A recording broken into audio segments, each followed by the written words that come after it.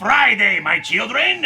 When last we entered the tomb of Dracula, Frank Drake, descendant of the Count, had joined forces with Rachel Van Helsing, descendant of his longtime enemy, to finally hunt down and destroy the Count. They were unsuccessful in staking the vampire, but they did force him to flee and convince the police of their story about vampires. But the Count was on a mission of his own, to meet with Ilsa Strangway, a former model who has become obsessed with the occult as her looks have deteriorated with time. Ilsa also happens to be the current owner of Castle Dracula, and she is more than happy to sell to him. Well, to be accurate, as we begin the 4th issue, Dracula has come to kill her. He is a count, after all.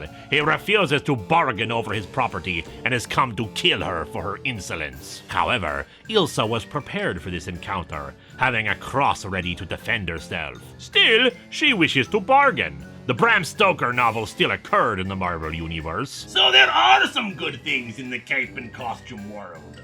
And in it she read that vampires could regain their youth by feasting on blood. She wants to become a vampire, and while the Count is not interested in reclaiming his castle, he thinks it's his already, she instead offers a special dark mirror that she obtained in her study of the occult, but will only reveal its secret when she is turned. And so he agrees, killing her with the bite to the neck. She screams from the pain, alerting her servant, whom Dracula backhands away before fleeing with Ilsa's body. The servant is soon in the hospital, telling his tale of encountering Dracula to Frank, Rachel, Taj, and Police Superintendent Manfred of Scotland Yard. Our heroes return to Ilsa's castle to look for clues, soon finding footprints from the Count to a disused coastal defense bunker from World War II. As night falls, Ilsa rises from her grave, seeking the blood of Cliff, Frank's former friend and now Dracula's servant, but Dracula shoves her away because the man belongs to him now. For the sake of their bargain,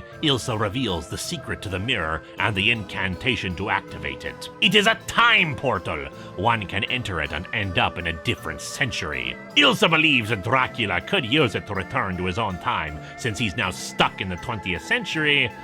But Dracula cares not. He has lived for so many centuries, and even fought the Frankenstein monster during that time, that he does not fear the future. Still, the mirror could be useful, so he heads out to retrieve it while Ilsa goes to have her first taste of human blood. Cliff goes to meet Dracula at the castle, but is intercepted by our heroes, who overheard the whole thing. Rachel stays behind to sabotage Dracula's coffin, while Frank and Taj head to the castle to intercept the Count. Ilsa feasts on the blood of the young, but her sire is not so fortunate, at first attacking Frank, only to be forced away by Taj wielding an ingenious anti-vampire weapon in the modern age. A flashlight with a cross cut out in it, projecting a shadow of the holy symbol at him. He tries to flee through the house, but Manfred is there projecting a spotlight with the same symbol at the door, once again keeping him from escape. With no other choice, he heads for the mirror to try his luck in the past. Back with Rachel,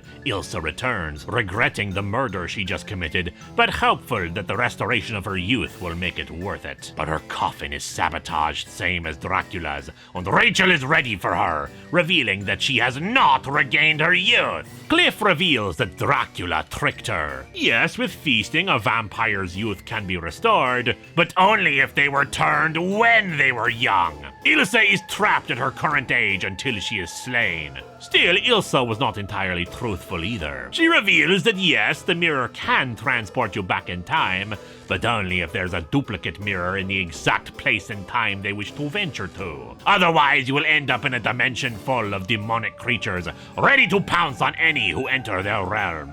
Ilsa wants to kill Cliff to keep him from warning the Count, but she found the act of murder so disgusting that she cannot go through with it, allowing Rachel to fire a crossbow bolt into her heart and end her cursed existence. Meanwhile, Dracula attempts to flee into the mirror, but Taj reaches him first, the two both falling into the mirror. Rachel arrives to check on the situation, only for our heroes to see Taj being pulled into the mirror along with Dracula. Will Dracula survive against a group of demonic horrors?